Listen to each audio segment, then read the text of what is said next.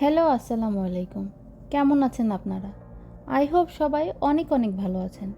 আজকে হলিডে, আর হলিডে মানেই মজার মজার খাবার খাওয়া। সে অনুযায়ী আজকে চিন্তা করলাম বাসায় যেহেতু বিফ আছে তাহলে একটু তেহারি রান্না করি।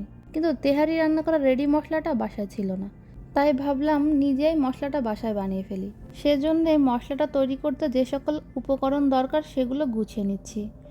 যেমন প্রথমে আমি নিয়েছি 4টা এলাচ, 2টা বড় সাইজের দারুচিনি, সাদা গোলমরিচ 8 থেকে 9টা, লবঙ্গ 4 থেকে 5টা, জয়ফল 3 ভাগের 1 ভাগ, জয়ত্রী 2 পিস, শাহি জিরা হাফ চা চামচ, কালো গোলমরিচ 10 থেকে 12টা।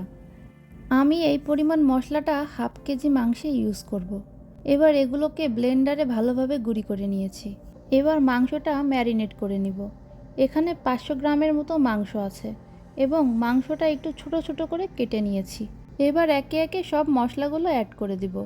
প্রথমে বাসায় তৈরি করা তেহারির মশলাটা সম্পূর্ণটাই দিয়ে দিব। তারপর দিব 1.5 টেবিল চামচ আদা বাটা, 1.5 টেবিল চামচ রসুন বাটা, 1 চা চামচ জিরা বাটা, টক দই 2 টেবিল চামচ, মরিচ গুঁড়া হাফ চা চামচ, লবণ স্বাদ মতো, কাঁচামরিচ প্রায় হাফ কাপের মতো। এবার এগুলো ভালোভাবে মিশিয়ে নেব। এটা খুবই অল্প মশলায় তৈরি করব। আমি শুনেছি অল্প মশলায় তেহারি তৈরি করলে খুবই মজা লাগে। এবার ম্যারিনেট করা এই মাংসটাকে কিছুক্ষণের জন্য রেস্টে রেখে দিব। এবার একটি পাত্রে 1/4 কাপ রান্নার রেগুলার তেল ও 1/4 কাপ সরিষার তেল দিব। এবার তেলটা হালকা গরম হলে দিব 1 কাপ পেঁয়াজ কুচি। পেঁয়াজটা বেরেস্তা করার কোনোই প্রয়োজন নেই। পেঁয়াজটা হালকা সফট হয়ে আসলেই ম্যারিনেট করা মাংসটা অ্যাড করে দিব। এবার এই মাংসটাকে ভালোভাবে কষিয়ে নিব। ঢাকনা দিয়েই রান্না করব 10 মিনিটের জন্য। 10 মিনিট পরে মাংসটা থেকে অনেকটাই পানি বের হয়েছে। এই পানিতেই মাংসটা সেদ্ধ করব। এক্সট্রা কোনো পানি ইউজ করার দরকার নেই। চুলার আঁচটা লড়তে দিয়ে মাংসটা রান্না করব যতক্ষণ না সেদ্ধ হয়। আর মাঝে মাঝে ঢাকনা খুলে নাড়িয়ে দিতে হবে যেন মাংসটা হাঁড়ির তলায় লেগে না যায়। পরবর্তীতে আমি টেস্ট করে দেখেছিলাম মাংসের ঝালের পরিমাণ কম হয়েছে, যার কারণে আমি কিছুটা মরিচ গুঁড়া অ্যাড করেছি। মাংসটা খুব ভালোভাবে সেদ্ধ হয়ে গিয়েছে। এবার মাংসগুলো মশলা থেকে আলাদা করে একটা পাত্রে তুলে নিব। এবার এই মশলাটার মধ্যে আমি পোলাও চালগুলো ভেজে নিব। এখানে আমি 2.5 কাপের মতো পোলাও চাল নিয়েছি, সাথে দিব কয়েকটা কাঁচামরিচ ও কিশমিশ। এবার আমি খুব সময় নিয়ে চালটা ভেজে নিচ্ছি।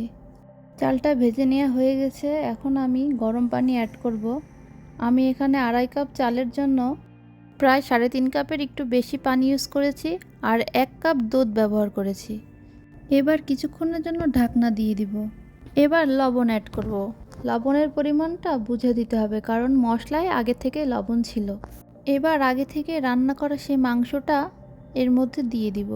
নাড়িয়ে চাড়িয়ে মিশিয়ে দিয়ে আবারও কিছুক্ষণের জন্য ঢাকনা দিয়ে রান্না করব। কিছুক্ষণ পর পর ঢাকনা উঠিয়ে নাড়িয়ে দিতে হবে যেন তলায় লেগে না যায়। এবার চুলার আঁচ একদম লোতে দিয়ে দমে বসিয়ে দিব। আলহামদুলিল্লাহ, ফাইনালি রান্নাটা কমপ্লিট। এবার একটু ঘি অ্যাড করব ফ্লেভারের জন্য। এবার খুব ভালোভাবে নাড়িয়ে চাড়িয়ে মিশিয়ে নিচ্ছি। কালারটা মাশাআল্লাহ খুবই সুন্দর এসেছে।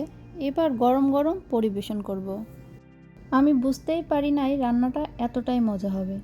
এই খাবারটা দেখতে যেমন লোভনীয় হয়েছে, আলহামদুলিল্লাহ খেতেও দারুণ হয়েছে।